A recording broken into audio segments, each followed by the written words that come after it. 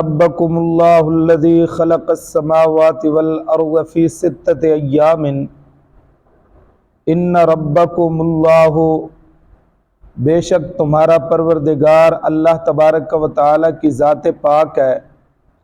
الذی، وہ اللہ، خلق السماوات والارض، جس نے پیدا کیا آسمانوں اور زمین کو، فی ستۃ ایام، 6 دنوں میں، ثم استوی، پھر قائم ہوا، علی العرش، عرش پر، یدبر الامر، تدبیر کرتا ہے کاموں کی، ما من شفیع، نہیں ہے کوئی سفارش کرنے والا، الا من بعد اذنہ، مگر اس کی اجازت کے بعد۔ ذالکم اللہ، یہ تمہارا اللہ تعالی، ربکم، تمہارا رب ہے، فاعبدوہ، پس اسی کی عبادت کرو، افلا تذکرون، کیا پس تم نصیحت حاصل نہیں کرتے؟ اس آیت کریمہ کا خلاصہ، اس میں اللہ تبارک و تعالی نے 3 چیزوں کو بیان کیا۔ نمبر 1، اللہ تعالی سارے جہان کا بنانے والا ہے۔ نمبر 2، اللہ تعالی سارے جہان کا چلانے والا ہے۔ اور نمبر 3، اللہ تعالی کے ہاں اس کی اجازت کے بغیر کوئی سفارش کرنے والا نہیں ہے۔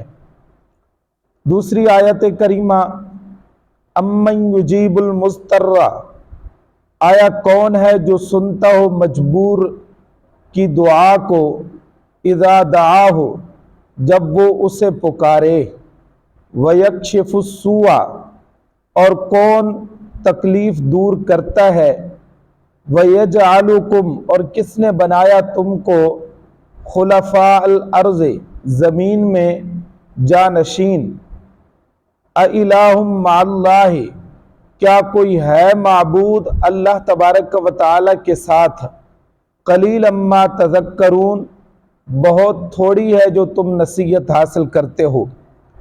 اس آیت کریمہ کا خلاصہ، اس آیت کریمہ میں اللہ تبارک و تعالی نے اس چیز کو بیان کیا ہے کہ خداوند قدوس کے سوا کوئی ذات مصیبت زدہ کی تکلیف کو دور نہیں کر سکتی۔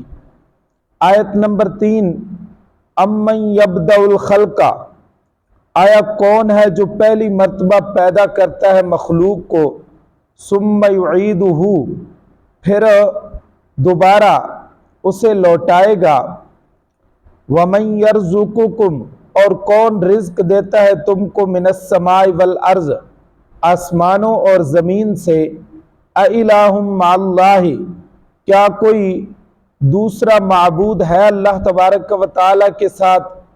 قل، فرما دیجئے، ہاتوا برہانکم، لے آؤ تم اپنی دلیل، ان کنتم صادقین، اگر تم سچے ہو۔ قل، فرما دیجئے میرے پیغمبر، لا یعلم من فی السماوات والارض الغیب الا اللہ، کہ نہیں جانتا کوئی آسمانوں اور زمین میں غیب کو مگر اللہ تبارک و تعالی کی ذات پاک، وما یشعرون ایان یبعثون، اور نہیں وہ شعور رکھتے کہ کب وہ اٹھائے جائیں گے۔ اس آیت کریمہ میں اللہ تبارک و تعالی نے 3 چیزوں کو بیان کیا ہے۔ نمبر 1، سارے جہان کو دوبارہ قیامت کے دن پیدا کرنے والا خدا تعالی ہی کی ذات کا کام ہے۔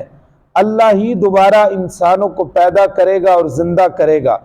نمبر 2، ساری دنیا کو آسمان زمین سے رزق دینے والا ایک اللہ تبارک و تعالی کی ذات پاک ہے۔ اور نمبر 3، سارے آسمانوں اور زمین میں اللہ تعالی کے سوا کوئی غیب دان نہیں ہے۔ نمبر 4، کسی شخص کو علم نہیں کہ دوبارہ کب اٹھایا جائے گا۔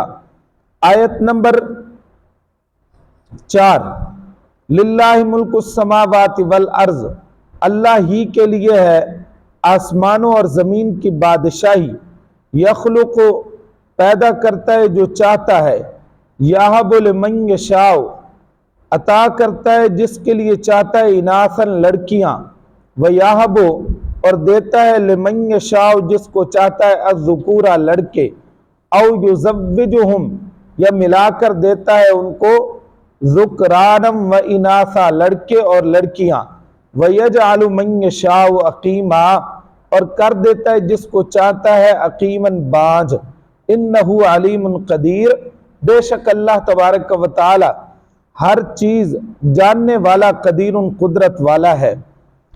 اب اس آیت کریمہ میں اللہ تبارک و تعالی نے 4 چیزوں کو بیان کیا ہے۔ اس آیت کریمہ کے خلاصے میں 4 چیزیں ہیں۔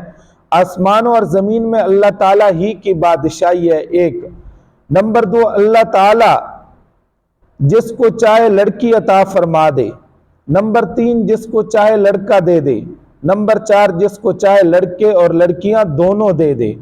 اور نمبر 5، جس کو چاہے بانجھ کر دے، نہ لڑکا دے اور نہ لڑکی دے۔ آیت نمبر 5، وَإِن يَمْسَسْكَ اللَّهُ بِضُرٍّ فَلَا كَاشِفَ لَهُ إِلَّا هُوَ، اور اگر پہنچائے تجھے اللہ تعالیٰ بِضُرٍّ کوئی نقصان، تو نہیں ہے کوئی کھولنے والا اس نقصان کو مگر وہی اللہ، اس تکلیف کو وہی اللہ کھولنے والا ہے۔ وَإِن يَمْسَسْكَ، اور اگر پہنچائے آپ کو اللہ تعالیٰ بِخَيْرٍ کوئی بھلائی، کوئی نعمت، فَهُوَ عَلَى كُلِّ شَيْءٍ قدیر، تو پس وہ ہر چیز پر قدرت رکھنے والی ذات پاک ہے۔ اس آیت کریمہ کے خلاصے میں 2 چیزیں ہیں۔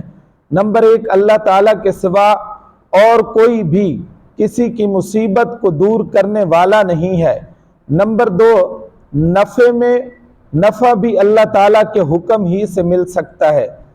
اب ان آیات کریمہ پر تبصرہ، جب خداوند قدوس اللہ تبارک و تعالی اور اس وحدہ لا شریک نے ہمارے بنانے، چلانے، رزق پہنچانے، نفع نقصان وغیرہ سب حاجتوں کی باغ دور فقط اپنے ہاتھ ہی میں لے رکھی ہے، تو پھر ہم غیر کے پاس کیوں جائیں؟ جب سب کچھ کرنے والی اللہ تبارک و تعالی کی ذات پاک ہے تو ہم غیر کے پاس کیوں جائیں؟ اگر جائیں تو سوائے خالی ہاتھ آنے کے اور وہاں سے کیا پائیں گے؟ اس لیے ہمارا فرض بنتا ہے کہ اس کے دروازے کے سوا کسی طرف نظر نہ اٹھائیں۔ اسی غیرت کا نام جذبہ توحید ہے۔ اسی غیرت کا نام کیا ہے؟ جذبہ توحید ہے۔ اور ایسے ہی شخص کو ایک خدا کا ماننے والا کہتے ہیں۔ اللہم ادخلنا فی عبادک الصالحین، آمین۔